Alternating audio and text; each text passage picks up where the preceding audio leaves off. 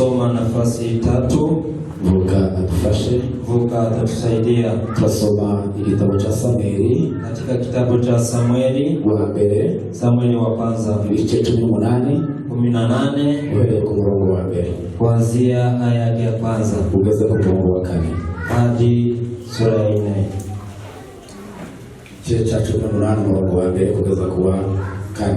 18 aya ya kwanza hadi sura ya 4. Aravuze ngo nuko Dawidi amaze kuvugana na Sawuli. Nuko Dawidi amaze kuvugana na Sawuli, umutima wa Yonatani uherako ubagati gakubiranye n'uwa Dawidi. Umutima wa Yonatani uherako ubagati gakubiranyije n'uwa Dawidi. Kandi Yonatani akamukunda kuko yikunda. Maze uwo munsi Sawuli ajana Dawidi iwe. Byamukundira gusubira kwa se ukundi. Amen. Ongera usome urwandiko Paulo yandikiye Abikorintho ibice 13 umurongo wa mbere. Waraka Paulo ameandikia Wakorintho 13 aya ya kwanza. Aravuze ngo nubwo navuga indimi z'abantu, nubwo nabasha kuvuga indimi z'abantu n'iz'abamarayika, kongera iz'abamarayika, ariko singire urukundo, ariko ndafite urukundo, bapindutse nk'umuringa uvuga cyangwa icuma kirenga komeza kuri karindwi. Kandi nubwo nagira impano yo guhanura, nubwo nagira n'impano nkazampanura, kamenya ibishwe byose, kazamenya ibintu byose bihishwe, n'ubwenge bwose, kamenya ubwenge bwose. Kandi nubwo nagira kwizera kose, abasha gukuraho imisozi, ariko singire urukundo, ntacyo mba ndico. Amen. Ndabiriza Muzayishuri Yohana ibice 2 umurongo wa 2. Ufunuo wa Yohana 2:12. Muzayishuri Yohana 2 umurongo wa 2. Yego.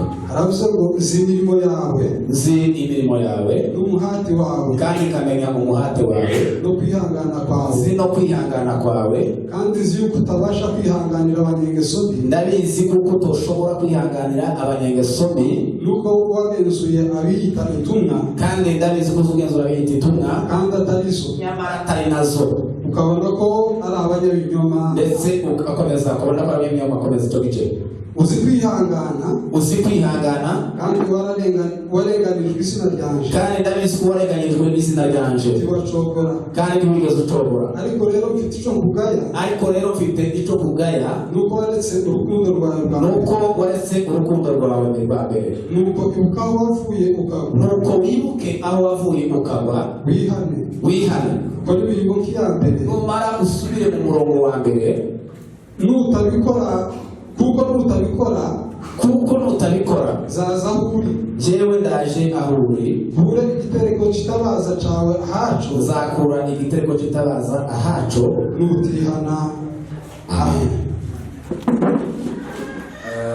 Aya ni amagambo numva kutuganira muri gitondo. Haya ndio maneno nimetarajia tuongee asubuhi ya leo. Ariko mbere yuko tuyaganira ya kuongea haya maneno, turashimira Imana y'Umwami wacu Yesu Kristo iduhaye umwanya mwiza wo guterana. Tunashukuru Mungu wa Baba Yesu Kristo ametuwezesha. Umukozi w'umuhanga, yeye ni fundi stadi. Nta muntu n'umwe ngo ubasha kwikugurizaho umwuka we n'ijambo ry'Imana ritubwira mu gitabo cy'umubiri. Hakuna yeyote anaweza jishikilia. Biravuga ngo nta muntu n'umwe muri twe, hakuna mtu mmoja ngo abasha kwikugurizaho umwuka we umugumemo, anaweza kujishikilia ili roho iwe ndani yake. Ariko Imana yogene izibikora, lakini Mungu pekee ndiye anafanya. Kubera kuko yabikoze Imana ihabwe icyubahiro. Baba amefanya hiyo, asifiwe. Amen. Turashimira Imana yabanye n'abari abavyeyi. Tunashukuru Mungu kwa kuwa na wazazi batandukanye kera, hapo awali kitambo Imana yarabaragiye mu ntambara nyinshi. Mungu amewalinda kwa vita mbalimbali. Intambara nyinshi. Amewalinda vita mbalimbali. Baza batubwira amateka. Wanatuambia historia. Munsi iwacu Gatanga yose isha yose. Wakati huko Katanga kumechomeka, bari kumwe n'undi musaza baragenda basigara mu kanisa. Walikuwa na mzee mwingine wakabaki kwa kanisa. Adui lazira twika umuhana barawuzenguruka baraho. Adui wakachoma kijiji chote wakiwa hapo. Imani yabarinda, imani habichwa. Lakini Mungu akawalinda asifiwe kwa Yesu. Tunashukuru Imana kwa wale wanazindutse bose bari hano. Tunashukuru kwa wale walikuwa wamesafiri wako hapa. Kandi mwengabo n'abandi benshi. Ndugu ngabo na wengine wengi. Bari bagize iminsi mu ruzinduko. Walikuwa ni masiku wamesafiri. Imana yarabarinze buri hano uyu munsi. Mungu amewalinda na mko hapa leo. Tunashukuru Imana ikorwa yabagiriye neza. Tunashukuru Mungu amewatendea mema. Amen. Amen. Amen. Haleluya. Tunashukuru Imana rero kuko duteranye muri uyu munsi. Tunashukuru Mungu kwa asubuhi ya leo. Ni umunsi mwiza.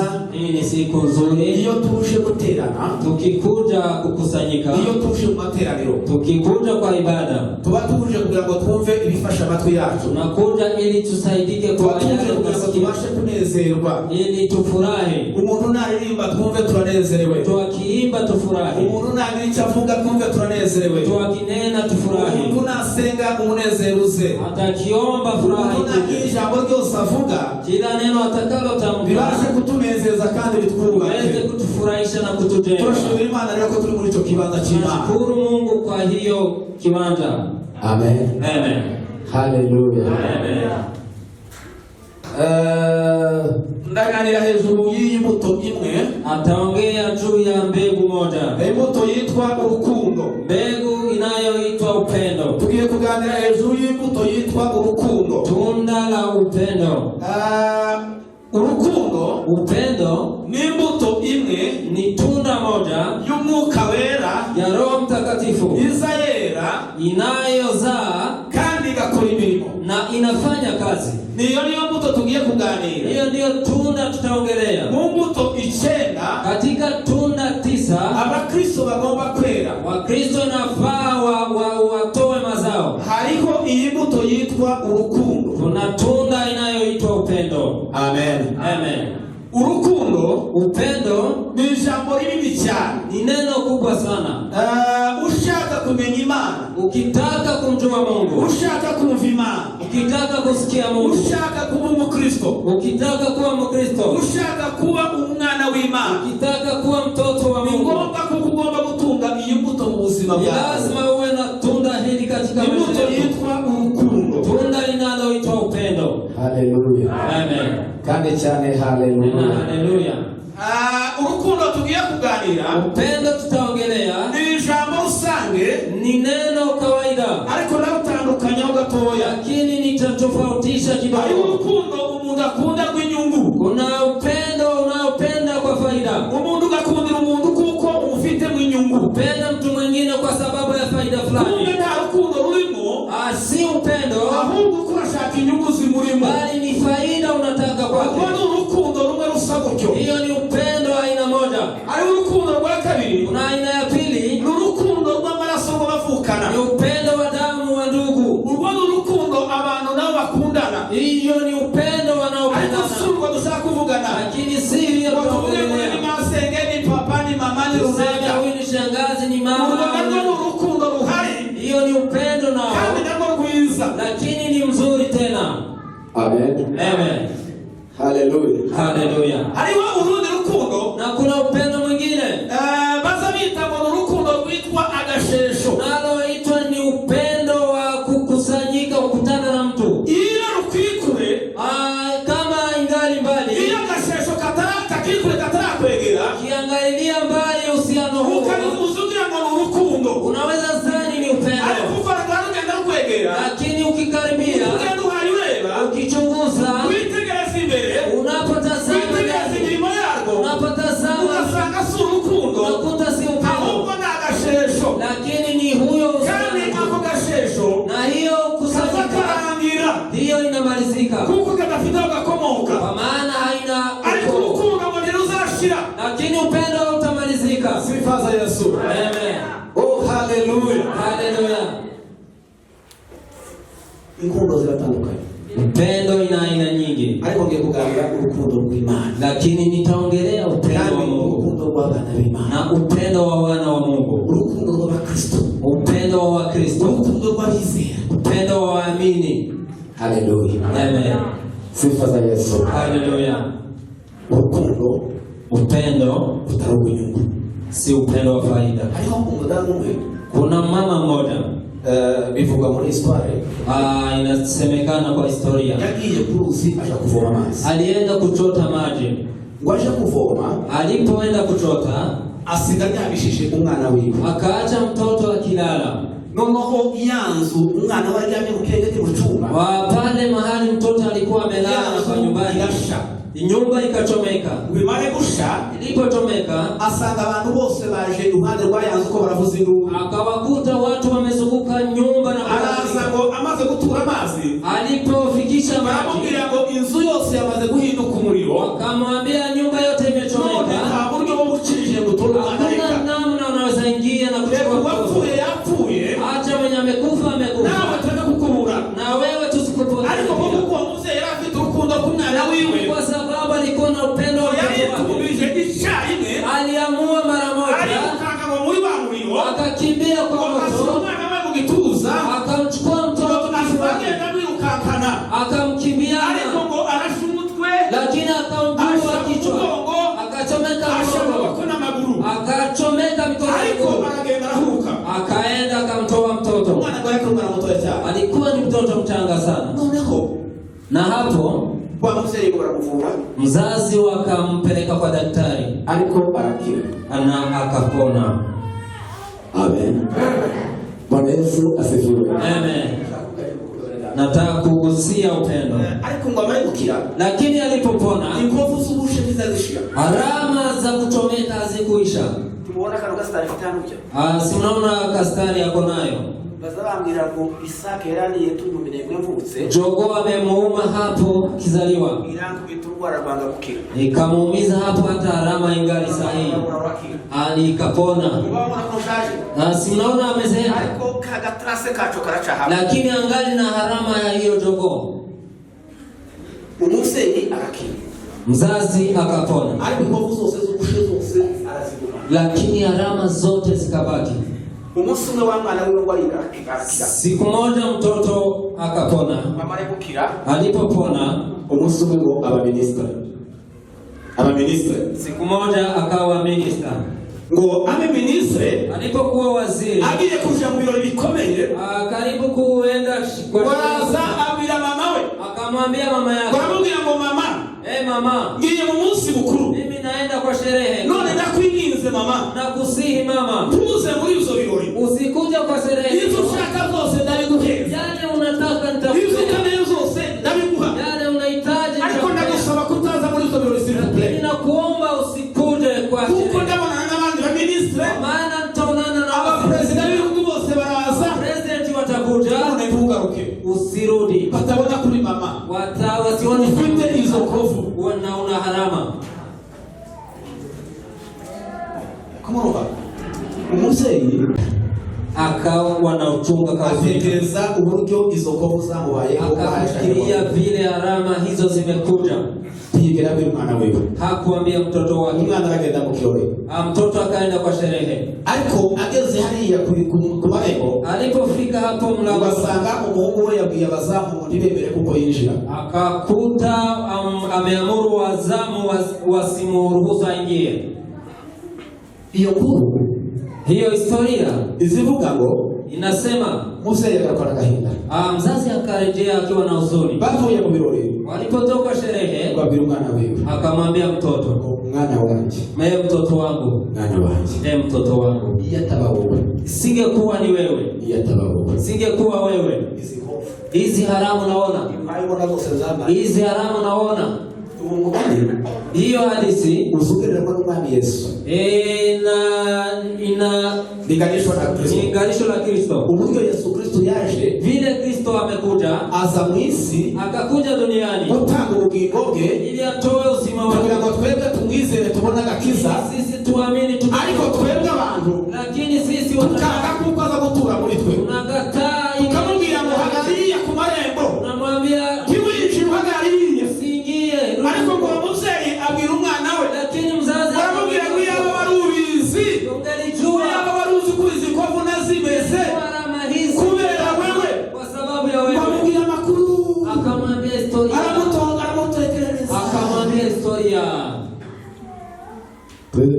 nziza. Bwana utukufu. Oh, haleluya. Haleluya.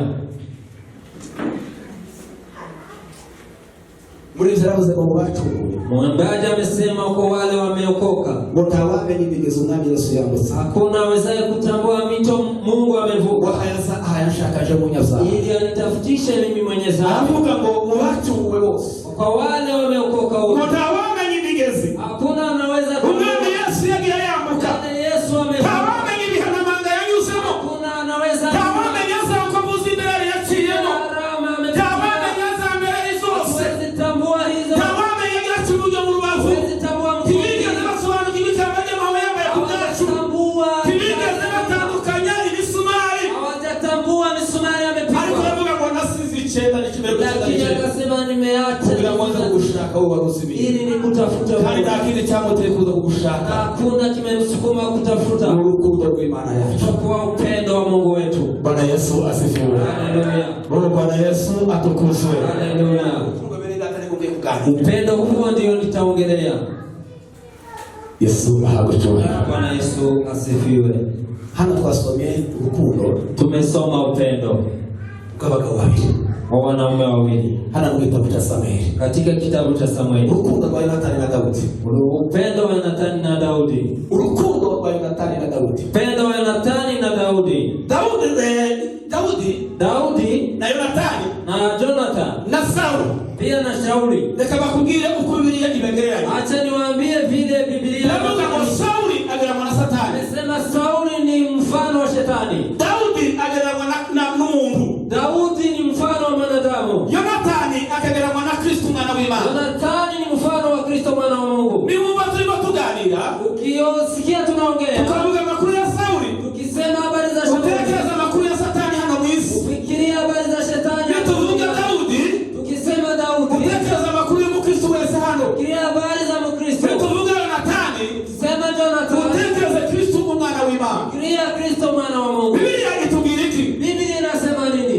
Sifa kwa Yesu. Haleluya. Oh, haleluya. Haleluya. Upendo ndugu zangu ni kitu kubwa.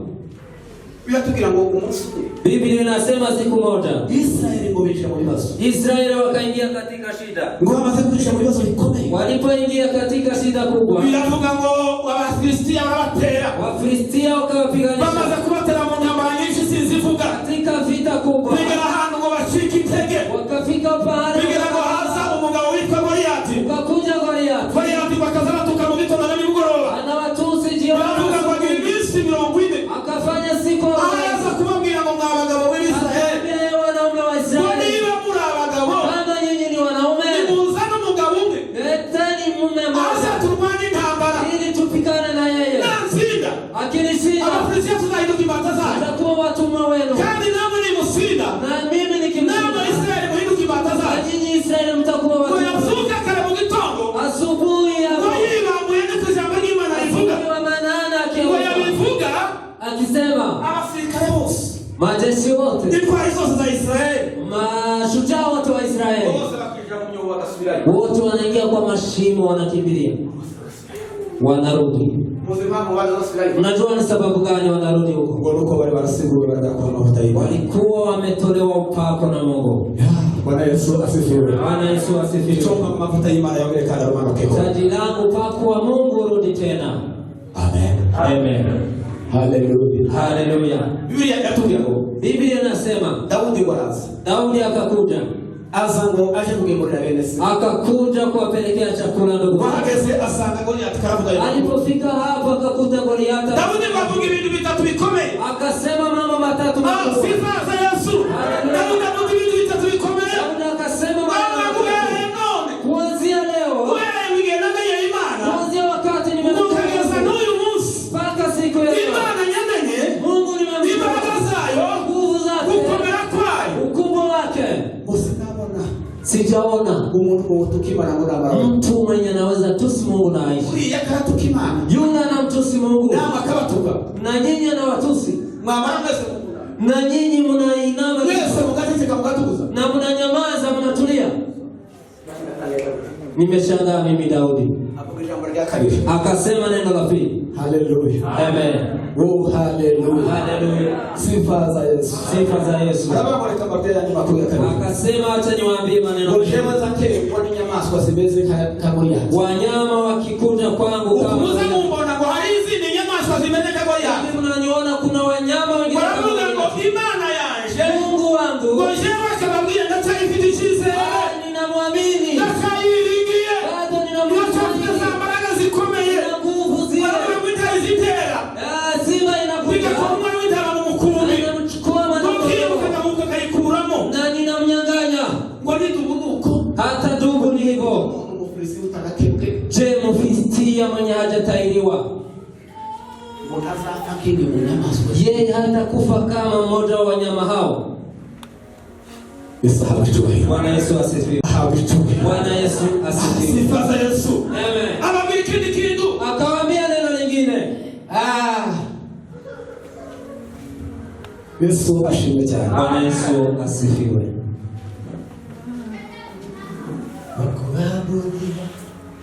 Nakuabudiwa ni wewe Mungu mwenye wastahili heshima zote. Wakuabudiwa, wakuheshimiwa ni wewe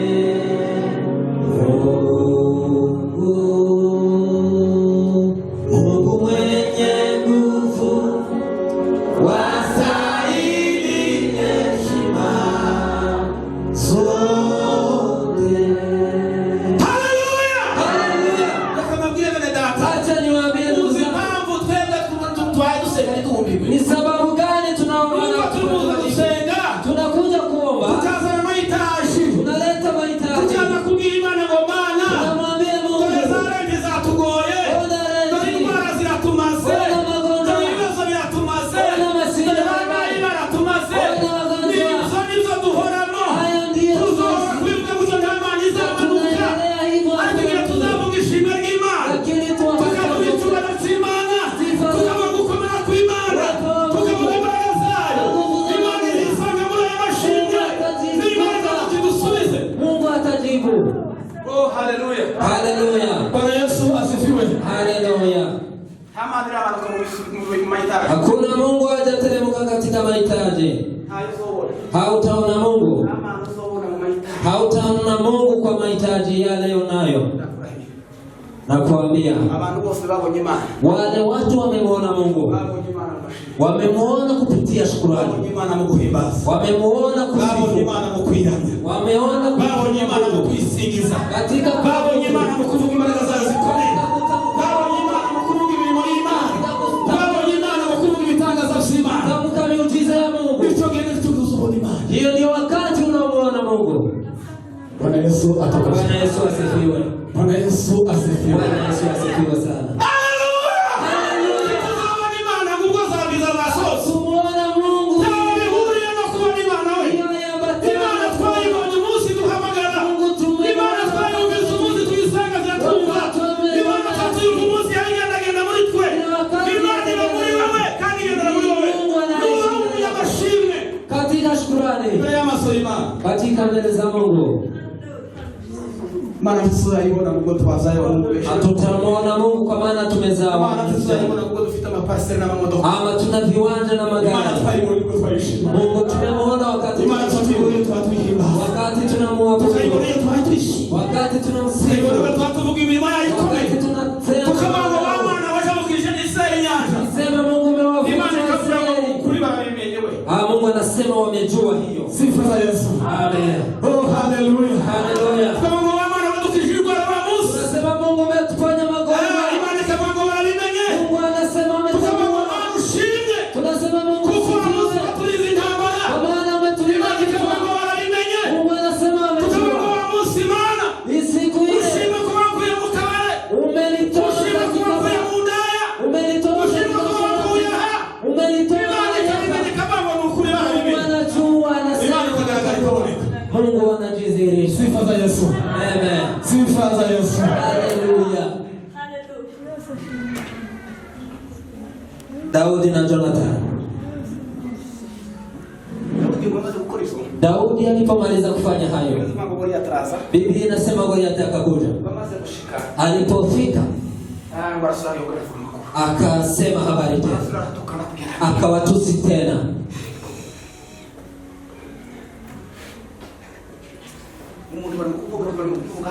Mtu anamuongelelea kitu kidogo.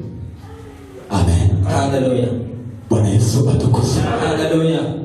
Bwana Yesu atukuzwe. Bwana Yesu asifiwe.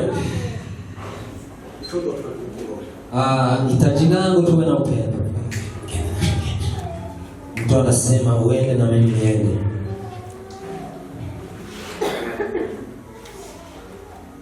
Bwana Yesu asifiwe. Haleluya. Bwana Yesu asifiwe. Haleluya. Sauli akasema habari, yule anaweza kumuua, naweza mpea binti yangu. Lakini Daudi wakati alipomuua Goliathi, Daudi akamuona Mungu kwa shukrani. Wazazi kupitia shukrani hawajaona Mungu kwa shukrani. Wale ni kwa jibu. Akamuona Mungu. Kusifu Mungu.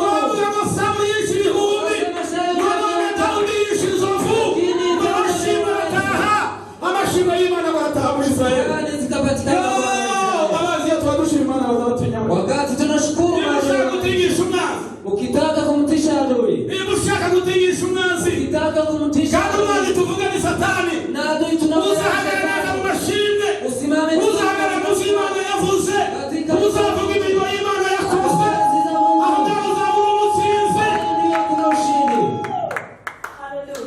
sifa za Yesu. Yesu asifiwe. Sifa za Yesu. Haleluya. Watu wamebishana sana.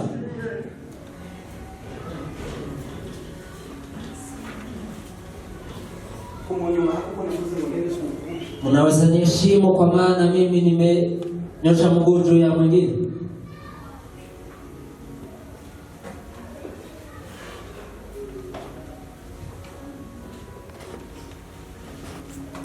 Bwana Yesu atukuzwe. Haleluya. Bwana Yesu asifiwe. Amen. Kwa sababu ya kushukuru, kwa sababu ya kumsifu, kwa sababu ya kuabudu Mungu, kwa sababu ya kumweka juu, kwa sababu ya kutenda kusema kazi za Mungu, adui wanainuka.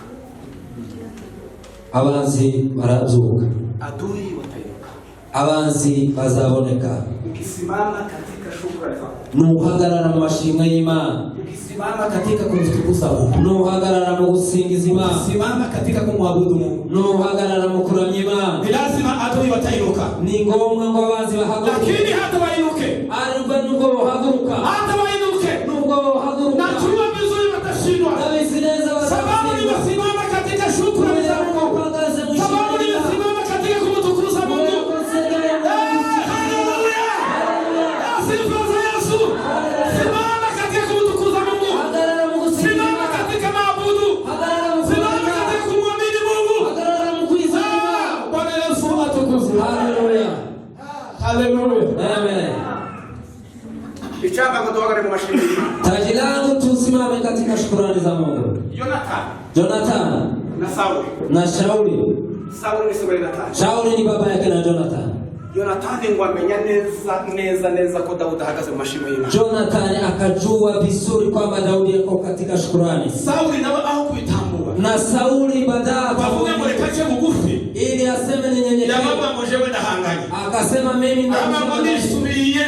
Mimi ninavuze ngo ndakwegera. Nimesema kugira umukwe wanje ili uwe mkwe wangu. Akaenda kimuinda. Barukunga bunyungu. Ilikuwa ni upendo wa faida. Upendo wa uhusiano tu. Upendo bila ukoo. Si wa Kristo Yesu. Vile tunapendana. Si upendo wa ukoo wa Yesu. Utamalizika. Utamuishia. Hiyo ni uhusiano tu. Utamalizika. Hawezi toka kwa Yesu.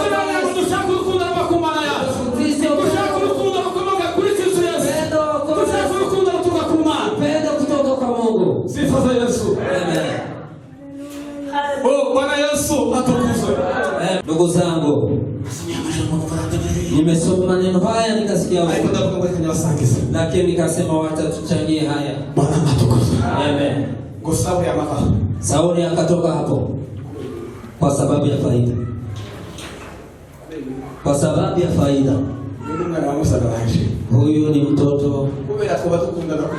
Inawezekana tunapendana kwa hiyo.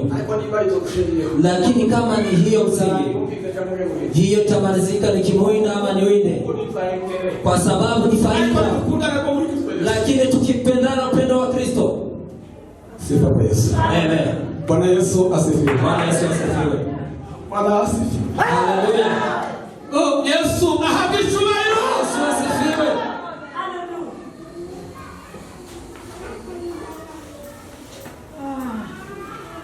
Bakristo wene data. Wakristo ndugu zangu. Sauli akamuwinda. Amemtupilia mkuki. Daudi akakwepa. Ikachukua ukuta. Alimuwinda mahali mbalimbali. Lakini Jonathan ni rafiki wa Daudi. Akamwambia Daudi, nimejua habari za kuna habari za Satani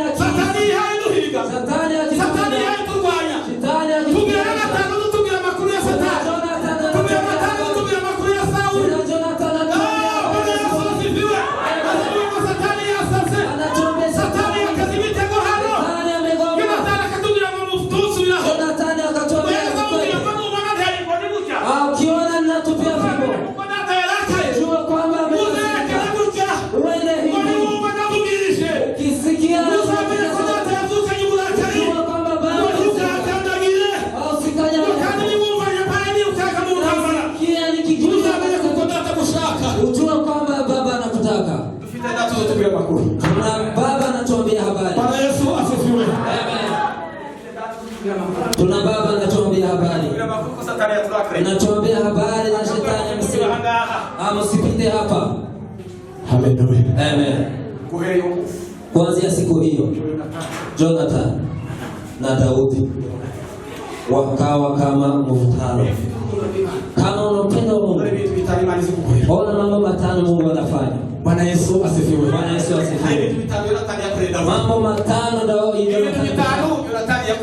mambo matano ndabikufuriza ngo Yesu abigukorere none. Nakutakia haya. Ndagusabira ngo nawe data abigukorere none. Na wewe Yesu. Niba utari babisingira. Kama unataka Imana ngo data ndifuza ko Mungu kama unakorera izo bintu. Unitendee mambo haya.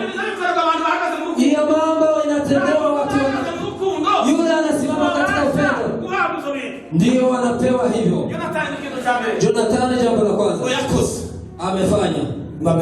Akamwambia Daudi, nimejua kwamba baba na anakuinda. Lakini kama ni hivyo, nitakupea vazi langu. Nitakupea vazi langu. Vazi langu utakuna vazi. Utatembea naye. Ametupea na vazi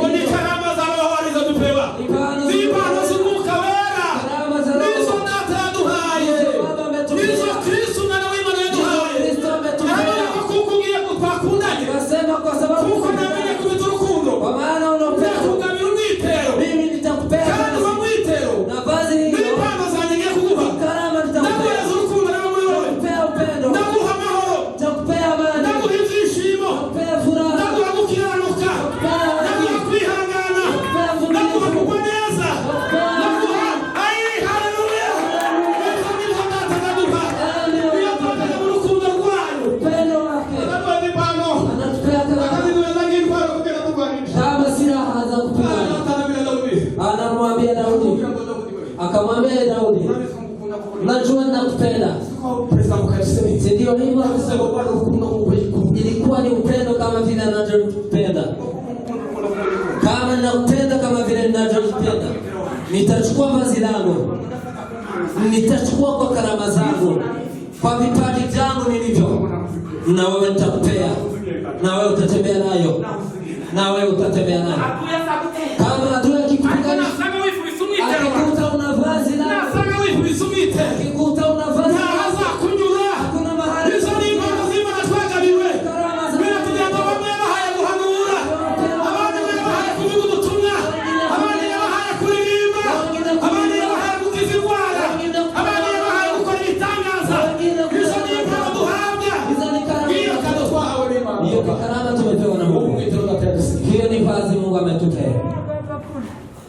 Sifa za Yesu. Bwana Yesu asifiwe. Bwana Yesu atukuzwe. Haleluya. Na hizo zote tumepewa. Ina kazi moja. Zina kazi moja. Ni kumtukuza Mungu. Ni kumtukuza Mungu. Kumtukuza Mungu. Kusema kwa maana na karama ni kupiga wa Kristo. Bali ni karama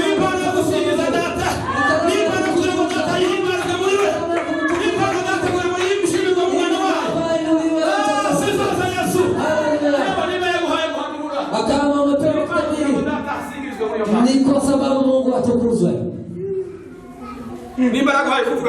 Kama imekupea kwa kunena kwa lugha, haunene kwa lugha ili watu wasikie kwamba unajua. Usiseme hizo kama sababu tujue. Huko nyumbani kama tukiomba, unaweza omba kwa lugha hata masaa mawili, hata masaa matatu, ili Mungu atukuzwe. Ili Mungu atukuzwe. Ili atukuzwe. Ili atukuzwe. Sifa za Yesu. Haleluya. Oh, haleluya. Haleluya. Si kama kiatu, si kama nguo. Bado zima. Bado zima. Si kama mavazi yake. Habari kimyenda ya yindi mshasha. Ni bado zima. Bado zima. Si kama habari mchuruzo. karama za Mungu. Bado zima. Tunazipewa. Twaziha. Ili tutukuzwe. Kugira ngo duhimane cyo. Kugira ngo imani yabicuruza. Kugira ngo Yesu agaragare muri Yesu. Ili Yesu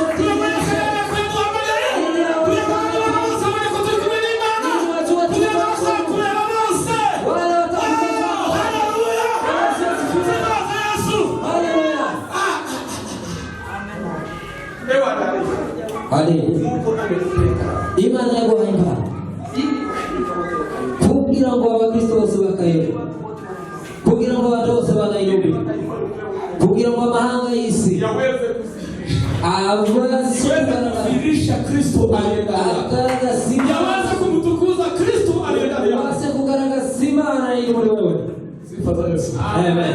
Oh, haleluya. Haleluya.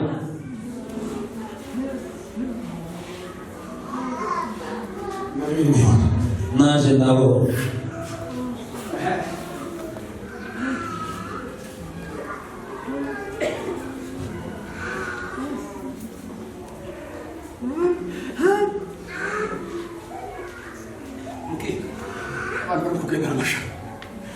watu wanatembea na akiwa na tukiwa kwa kanisa hapa, wakati tumeanza ameona yawo yenye Kristo anasirimba,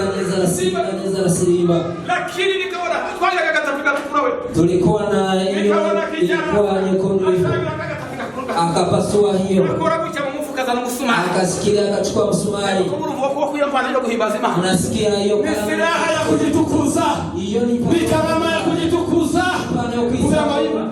kugira ngo watu wamfuate.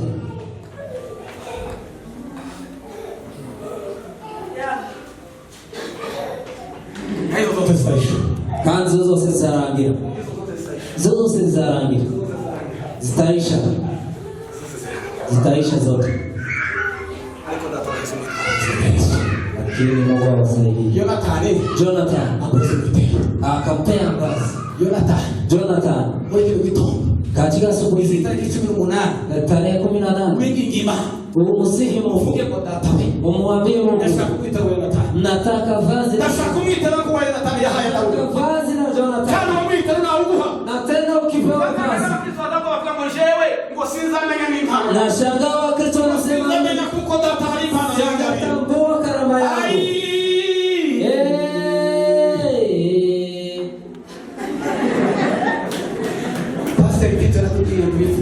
Pastor Tito ametuambia wajinga wanafanana. Wajinga ni kama wanafanana, wengine si wajinga. Baba ametupea Roho Mtakatifu. Tuombea hawa watumishi wa Mungu. Muongee. Kwa maana wana mavazi. Watakwambia karama yako. Bwana Yesu asifiwe. Kuna wale tunawekelea tu. Kwa maana tumechunguza na hii macho tu.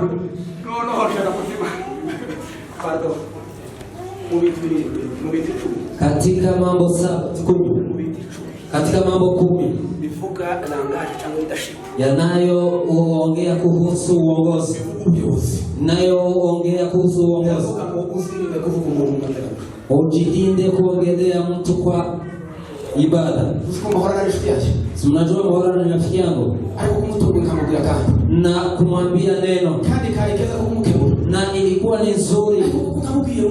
Lakini kwa maana nimemwambia katika ibada, atasema lakini pastor, ungeacha uniongeleshe kando.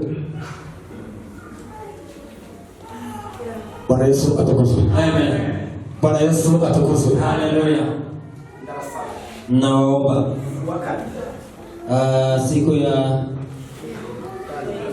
Thursday kila pastor, kila mwinjilisti, kila deacons, yule anayejua anaongoza department, na waomba mkuje tuongee.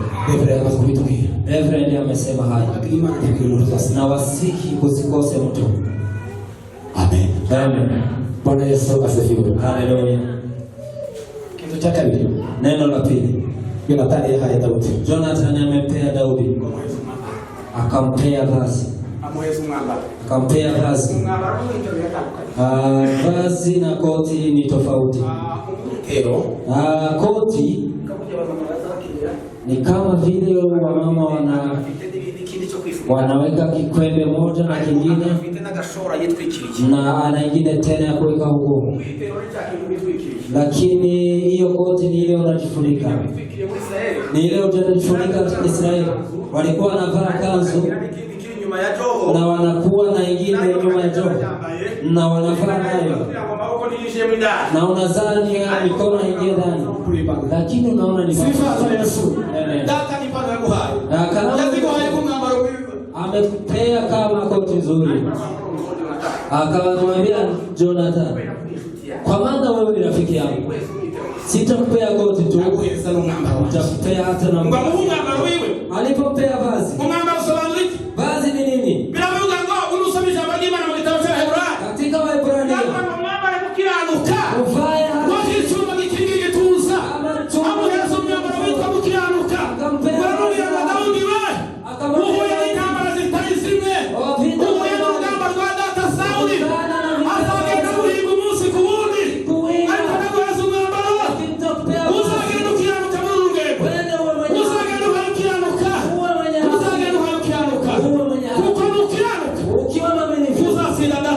tutamshinda baba yangu. Tukiwa waaminifu tutamshinda shetani. Sifa za Yesu. Tukiwa na vazi la kuwa waaminifu. Na Biblia inatuambia yule mwaminifu kwa machache, yule mwaminifu kwa machache, yule ana mwaminifu kwa kuongea. Sikio, sikio changa sekunde ama kusikia. Kuna mambo manne. Kuna mambo manne. Yesu hakushubiri. Amen. Umine gama gara president sahihi niweze kuita president mite. Tumwambisha kwa yopise. Si mnasikia amesikia. Aliko niba kunyake. Lakini kama yeye ni mtu wa elimu, atasikia neno la pili, atasikia. Atakaposikia azakora ikintu cya gatatu, atafanya neno la tatu, ngo akore introspection, azenguruse cya kintu vusi, atajichunguza na achunguze kile ninasema. Biravuga ngo azagarute atachunguza. Yumvishe ko navuze ngo mitera, amesikia nimemuita, ategera abandi na akasikia, noneho azasobanuza, atazungusha akili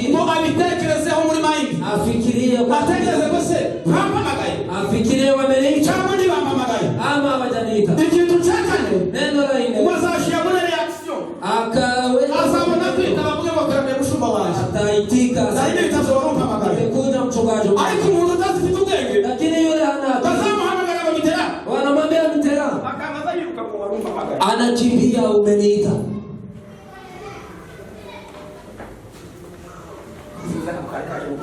Hiyo imepitia. Amuheza kitu kitwa umwambaro. Akampea mavazi. Amuhatini. Akampea vazi. Uniform. Jonathan akampea uniform ya kuvaa. Akamvalisha. Wakaenda wakivaa. Tuende tukivaa. Twambaye intwaro zose z'Imana. Tukivaa silaha zote za Mungu. Twambaye intwaro z'Imana. Tunaivaa kofia. Twambaye ingofero. Tunaivaa ngao. Twambaye ngao. Bwana Yesu asifiwe. Amen. Tumejifika mshipi. Twambaye mkandara. Tumevaa viatu. Twambaye inkweto. Ili tuweze kutembea. Kugira ngo tugende. Katika safari ya kupambana. Maisha ya Wakristo ni maisha ya kupambana. Leo kama ngine mimi usema mgendo kwa kushawishi. Ni maisha ya kupambana. Tutapambana na shetani hadi kufa. Tutaendelea kupambana. Tutaendelea kupambana. Ni kupambana na adui. Mpaka tutakapomaliza safari yetu. Tutapambana. Kwa nini mulale? Kwa nini msinzie? Kwa nini msikuje kesha? Kwa nini msikuje katika ibada? Tutaendelea kupambana. Nakwambia kama utapambana utashinda katika hii dunia. Utapambana uzatsindwa muri urugendo.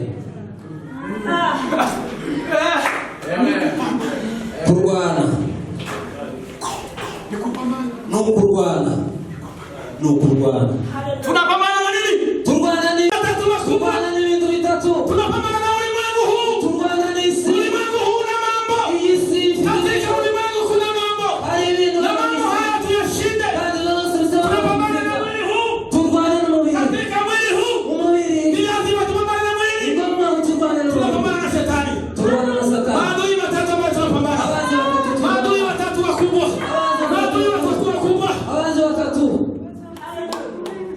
Amen. Hallelujah. Hallelujah. Erega wewe. Wewe. Erega wewe. Wewe. Ni tukuganye ngo twabachasha. Tukisema ati tunawakaribia. Tukiwaambia mkuje kwa ibada.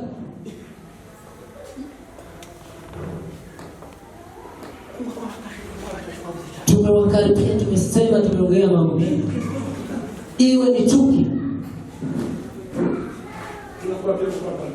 Tunakubwira kurwana. Jonathan. Imani ifashe, imani shinde. Kukwezi kwa sana. Yesu ametuvalisha. Ametuvika. Sifa za Yesu. Amen. Sifa za Yesu. Haleluya. Na bakimuka kakavugaka. Nimewaambia last time. Ngo bamaze kwambika mu Kristo. Walipomvalisha Mkristo. Bageze ku misozi yitwa Gikombe. Alipofika kwa milima. Ngo bagenda bamushaka hapo yitegeye cyangwa Wakampeleka mahali. Uramubwira ngo hari warangiza yatabaza. Hapo unaona tu. Hari ya dibura ya barwara kwa Yerusalemu. Hiyo ndio mlango wa Yerusalemu. Kwihangana ukazahagera. Ukivumilia hari abantu uzahasanga. mahali hapo turamubwira ngo mbere yuko ugenda urugendo. Mwambie kama reka tukwambike. acha tukumbushe ingofero. Wakampeleka ukiranuka. Wakampeleka umukandara. Wakampeleka nikweto. Wakamubwira ngo genda. Wakamubwira ko wari intare. Ibintu zamubwira ko zahura n'isaha gahinda gasase. Ibintu zamubwira ko zahura n'urwaruza n'urupfu. Baramwihorera. None batwambise ngo banazwihorere. wakamwacha. Uzuza kwa sababu buri munsi. Semi kila siku. Mungu si mtu wa kusema sema. Mungu hasemi. Mungu tabarika funga. Mungu anasema lakini hasema. Imani sifunga iko tabarika liguzwa. Haleluya. Sifa za Yesu. Amen. Ngoramubwira ngo genda. Kamwambia ondoka. Nyarukundo. Mapendo. Namuhama. Na mcha Mungu. Na mlizi. Na hata na mcha Mungu. Wakabaki wakisema. Wakamwambia ondoka, teremka. Wakasema hata kama atakutana na simba lakini anavaa. Hata kama atakutana na simba yeye anasimama. Hata kama atakutana na ndovu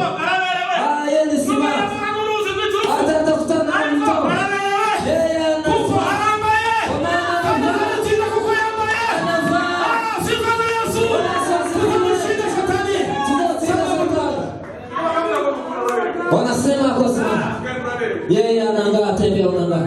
Hata unaangaa. Uko sawa. Walipofika akakutana na simba. Mkristo akasema nitaendaje? Hizi simba. Lakini kwa maana alikuwa amejifika, akasema niende. Alipokaribia akaona zinaanguruma, lakini zimefungwa kama zimefungwa. Satani anatutisha, lakini amefungwa.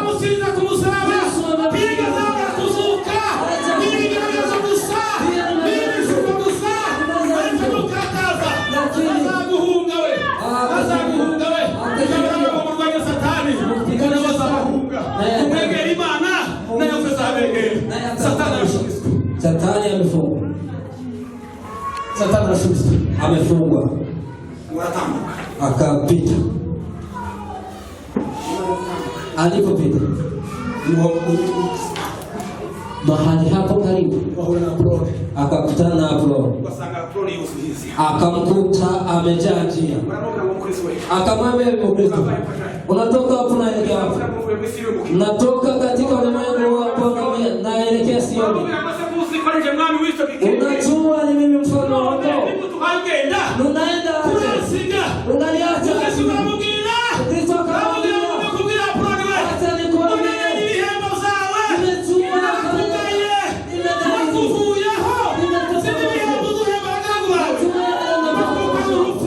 ni kifo. Nimegairi. Sifa kwa Yesu. Amen. Apolo akamwambia,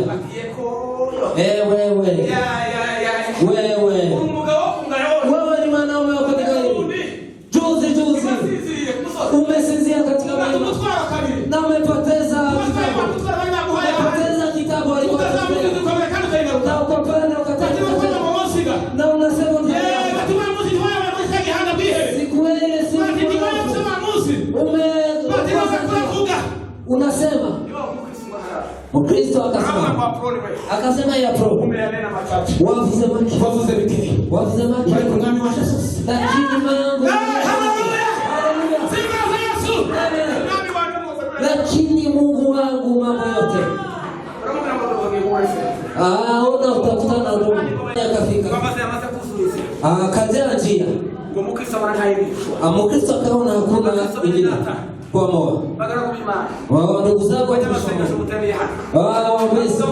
wainjilisti, madikos, vijana, wazazi wetu, shetani ameingia, lakini hakuna maamuzi mengine, ni kumfikamisha, ni kumpiga na tukisimama vizuri, anakimbia, akamwangusha, alipomwangusha akampiga mshale wa kichwa, wengine wa hapa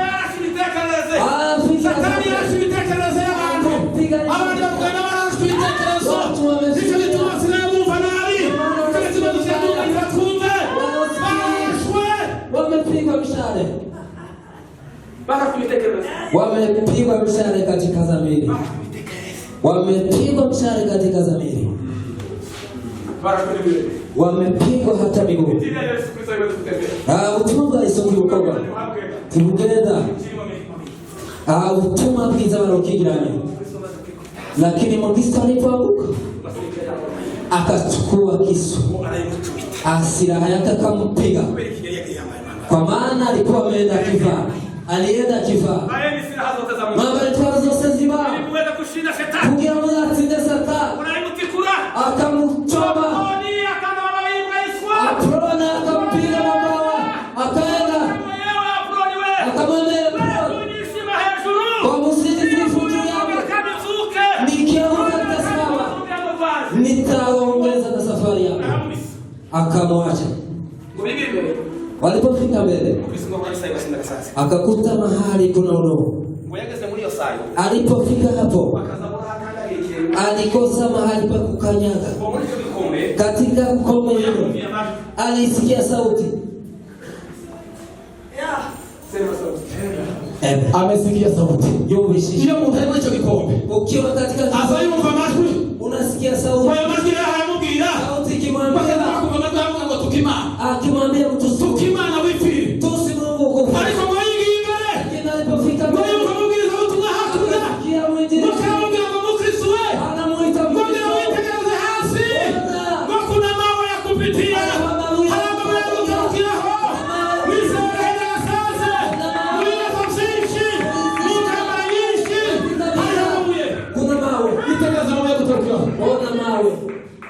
Bwana Yesu asifiwe. Hai Bwana Yesu atukuzwe. Baitegereza muri bagushira. Kaona mawe. Igihe baba ndikishuse. Wakati wanasema haiwezi. Wanasema yake yamemalizika. Yake yamemalizika. Amekwisha. Mungu anasema yanaanza. Sifa za Yesu. Sema yanaanza. Sema amekwisha.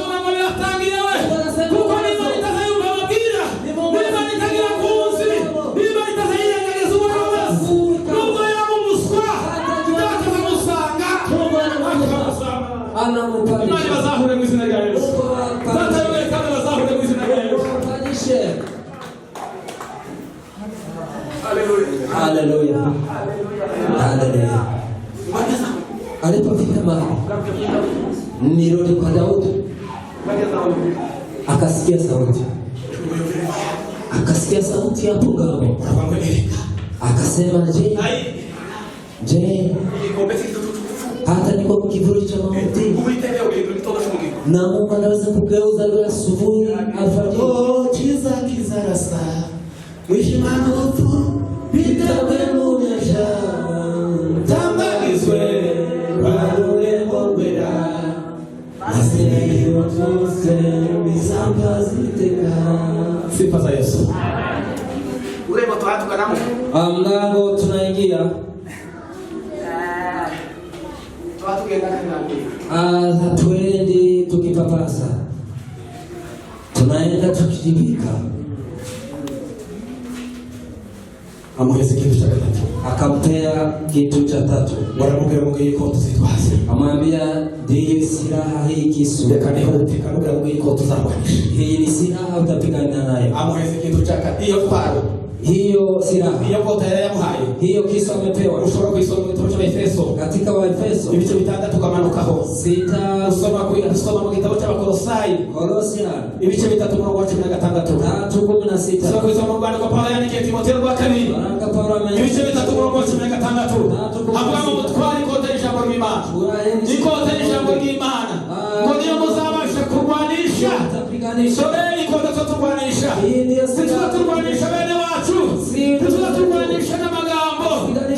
Turwanisha n'ijambo ry'Imana. N'ijambo ry'Imana iyo turwanisha. Ndiyo silaha tunapigana. Iyo twaragiye turwanisha. Ndiyo silaha. Akampea na umuheto. Akampea mshale. Yonatani aheza Daudi umuheto. Jonathan akampea mshale. Umuheto usobanura amasengesho. Kandi ngo umuheto bisobanura iki? Umuheto baramubwira Natani baramubwira. Mshale amemwona. Ngiye kuguha umuheto. Ndakupea mshale. Iyo kota naguhaye. Na hiyo bizarwana n'umuntu mwegeranye. Hiyo utapigana na yule kama. Ariko umuheto. Lakini hiyo uzarwana n'umuntu mutari kumwe. Utapigana na yule hapo. Tuzaduka Nairobi. Tukipiga magoti Nairobi. Tuli Nairobi. Tukiwa Nairobi. Imani ikasubiza muri Amerika. Mungu anajibu. Tunakubita mawe tuli Nairobi. Tunapiga Imani ikasubiza muri Amerika. Mungu anajibu. Imani ikasubiza Ulaya. Imani ikasubiza muri Kongo. Kwa sababu gani? Kwa maana tuna mshale. Ile maombi. Ile maombi inaelekea mbali. Sifa za Yesu. Bwana Yesu asifiwe. Bwana Yesu atukuzwe. Haleluya. Bwana Yesu asifiwe. Amen. Imani ya Yesu mwetu kugenda mugero. Mungu awape mshale wa kutembea naye. Mbona ni mwambe gado mugere. Ukiona haukaribiani na adui muone vizuri. Enda upige magoti katika chumba chako. Kama utembee barabara. Na upige mshale. Mwetu mbage. Mshale kaenda. Mshale ya Daudi. Na Jonathan. Ukisoma Samueli inasema Daudi ameimba wakati Jonathan akawaambia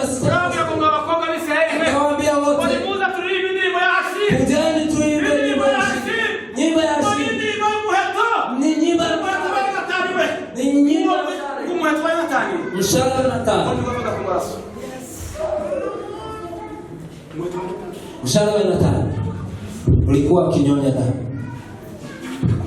Ulikuwa ukinyonya damu. Akawaambia msiseme hayo.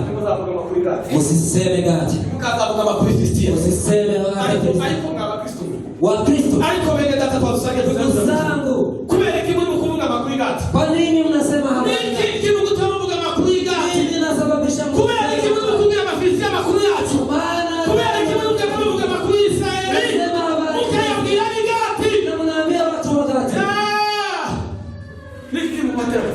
nini nasababisha mseme hayo? Maneno gati. Kwa nini mnaongea maneno haya? Kubera kimuvuga ayo majambo. Tunazo silaha. Dufitifa. Dufite umuheto uzuvuga. Tunamshari na umea. Mkristo haongei. Haongei. Sikavuzivuzi. Unaelewa? Mkristo sasa umuheto. Mkristo anapiga mshale. Mkristo sasa fuka makarasu umuheto. Anapiga magoti, anapiga mshale. Kuko tuadikira nani bila. Kwa maana tunapambana na wale sana mwili. Vita vyetu si vya mwili. Si vya mwili. Si vita ya mwili. Hawenda mbele mwili.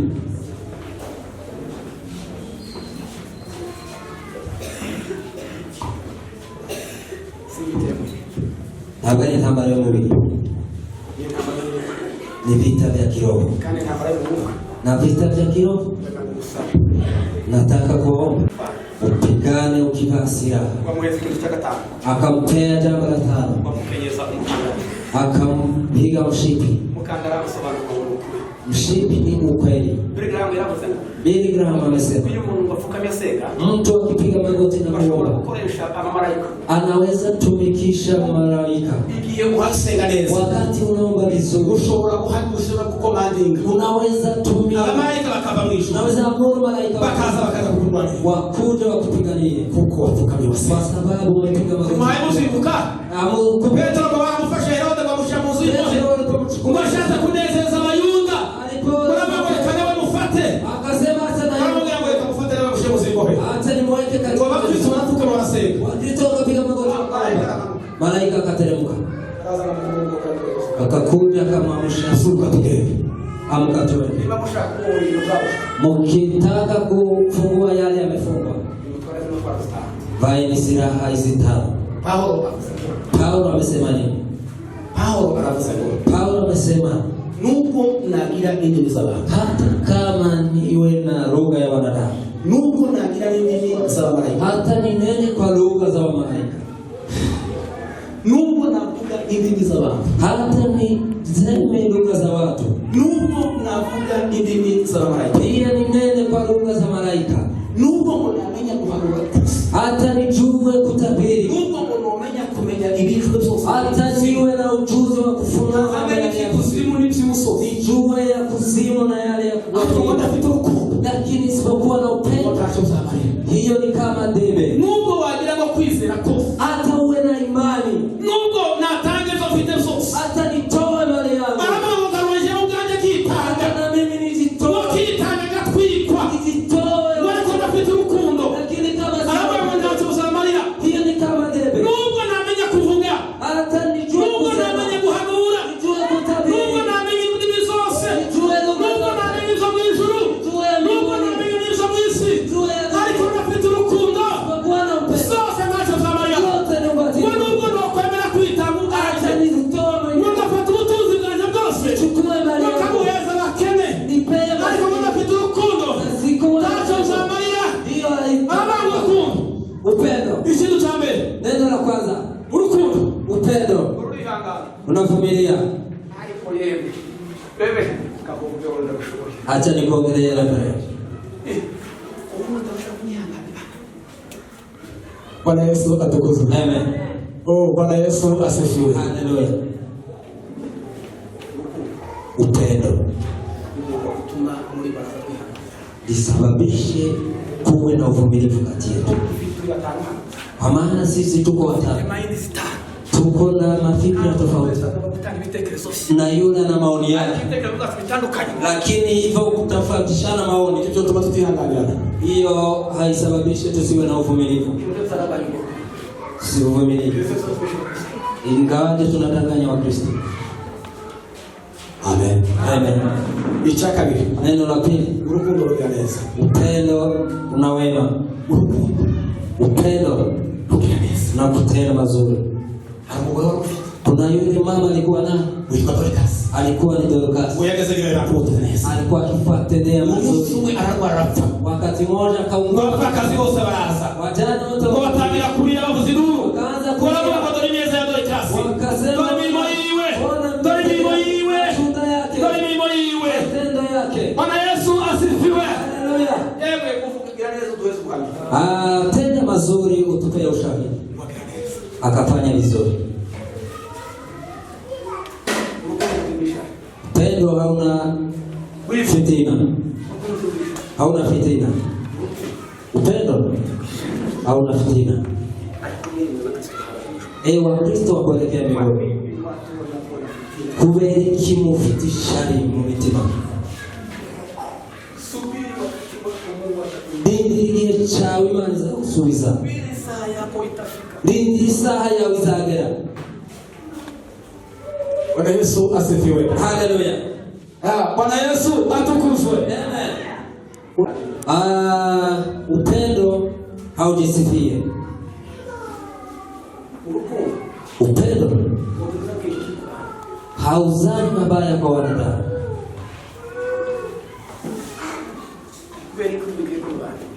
Kwa sababu gani mnafikiria wengine mabaya?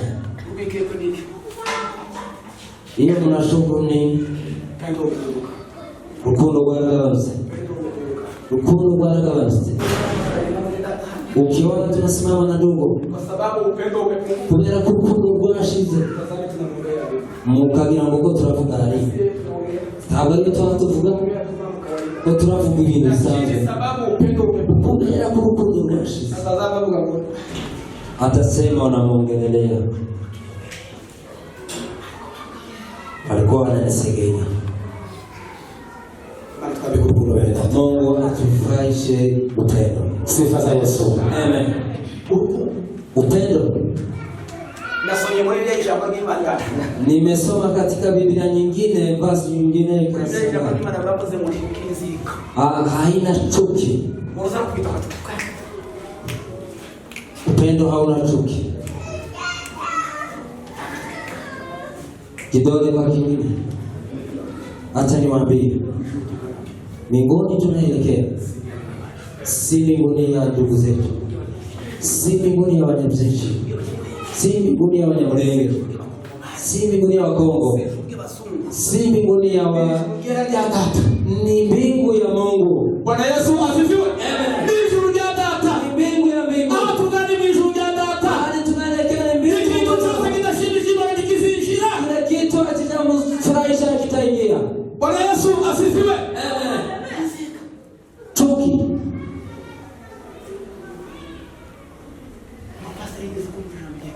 Kuna mpasta ameniambia nini? Urukundo. Upendo haufurahie mabaya ya wengine, Tuza kwishimira ibiza. haufurahie mabaya ya wengine. Runaka nimeho ibizabo runaka. Kama mtu fulani amekutana na shida fulani Ugendo menka hori wo wababaye. na wewe Ivuga ko urukingo rumwe n'indwara. kiungo kimoja Izindi ngingo zose zazibwirana ngo twaruhuka none. na viungo vyote Urutoki rwarwaye. Urutoki rwarwaye. kama kidole Ukuguru kimevunjika, n'umutwe n'amaboko bigabanwa ngo turicara. kuna kichwa Tubanza tubabarane n'urutoki. hata tu Biravuga turi ingingo za Kristo. tukiwa ni Ngo viungo kandi tukaba twubatse ku mubiri umwe. na tusi Moniko. Bwana Yesu asifiwe. Huko muri ngingo za Kristo. kwa maana nyinyi ni viungo vya Kristo. Urukingo rumwe rukomeka. Kidole kimoja kikiumia Usubire na ukandagiraho. na wewe uende tena ufinyirie tena. Amen. Amen.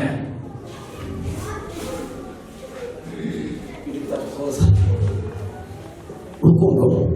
Upendo Ngobeni ukuri. tunatumaini ukweli, Usabishije ukuri. tunafurahia ukweli. Urukundo. Upendo Ngosabihanganya zose. unavumilia kwa yote. Urukundo. Upendo Ngobeni zose. unatumaini kwa yote. Wewe sio wanao Mimi siwezi kuishi na mtu fulani kwa kanisa.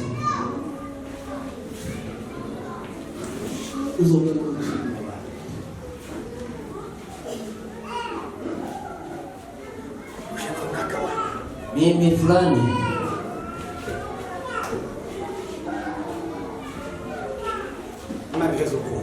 Mungu atupee upendo. Yohana Fazaliti.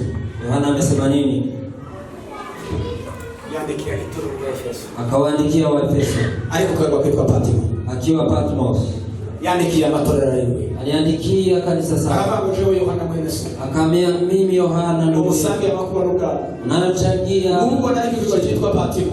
wakati nilipokuwa Aho narindi. mahali nilikuwa Mungu alijamia kuri Patmo. nilikuwa nikilala. Mwumvishijwe ivugana nanje. Nasikia sauti Kwa kiwa niambu ya Yohana we. kaniambia Yohana Reka kugira ubwoba. usihofu. Mwumvishijwe Mungu yambuze rikomeye cyane. Ilikuwa Ngojaje nimekuja kwa maza suma. ilikuwa ni mama Wakati gani kuja kuhinda kumeza kukuwa.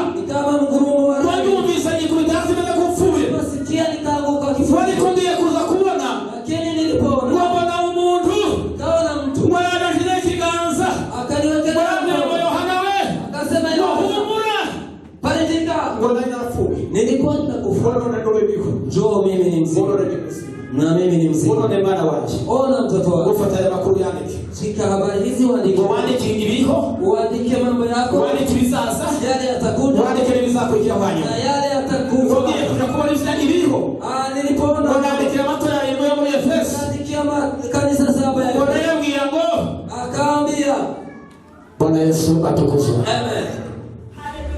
Bwana Yesu asifiwe. Haleluya.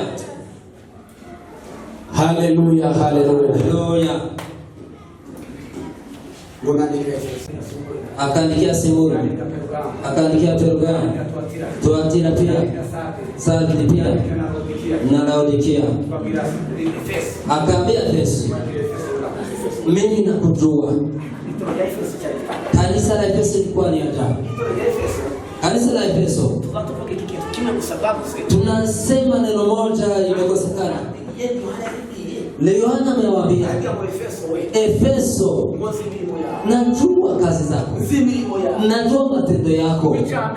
Neno la kwanza, huwezi vumilia mahubiri ya manabii wa uongo. Neno la pili, hawezi vumilia kwa wale wa tabia mbaya. Neno la tatu, nakujua Efeso, najua kwa bidii yako, nguvu zako, vita vyako. Lakini hiyo neno ariko yica andi magambo yose. Lakini nina kile ninakugairi. Umeacha upendo wako wa kwanza. Ndugu zangu, acha nikushauri ukumbuke mahali ulipotoka na upute ufanye kazi kama za Mungu. Na mimi nitakuwa usipofanya hivyo nitachukua hiyo taa kinara nikitoa hapo nipeleke mahali pake na uyumbayumbe. Rejeeni katika nyumba yako, katika upendo wa Mungu, katika wema wa Mungu, rejeeni kwa Kristo, mrudi kwa Mungu, mrudi ndugu zangu, ili usiangalie tupendane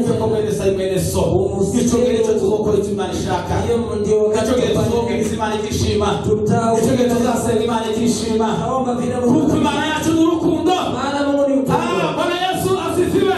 Hizo zose mbona ulikora hapo ya Kristo? Mkifanya hayo, Hizo mkora zose. yale mnafanya, Mbona ulikora haza y'urukundo? mkifanya hilo, Ulikora haza ya Kristo. nje ya Kristo, Ambao uzabona. hautapata. Bibi Yesu dukora muri Kristo Yesu. Yale yote tunafanya, Yose ni yale y'urukundo. ndio Kuko Yesu ni urukundo. Maana Yesu ni Nako upendo. tugomba guhinduka urukundo. Sisi Tugakorera muri urwo rukundo. tufanye kwa Ibindi zose. yale yote Imihango. ni desturi. Mugaruke mu rukundo rwa Kristo. Rudia katika upendo wa Kristo, Mungu Kristo wenyine. kwa maana Kristo pekee ndiye Mungu anaangalia. Mungu haangalie Ezra, haangalie Disemba, haangalie mwingine. mwingine. Mungu anatazama mwana wake. Mtazama. Inasema kupitia yeye. Kupitia yeye naona visema. Naona Israeli. Mungu hawezi niona. Kwa maana mimi ni mchafu. Nimemuzirali. Lakini Mungu, kwa maana nimeingia katika upendo, kupitia inatazama upendo msinzi itanipea ushindi. Imani wale wa Kristo Yesu. Asante Baba kwa neema. Amen.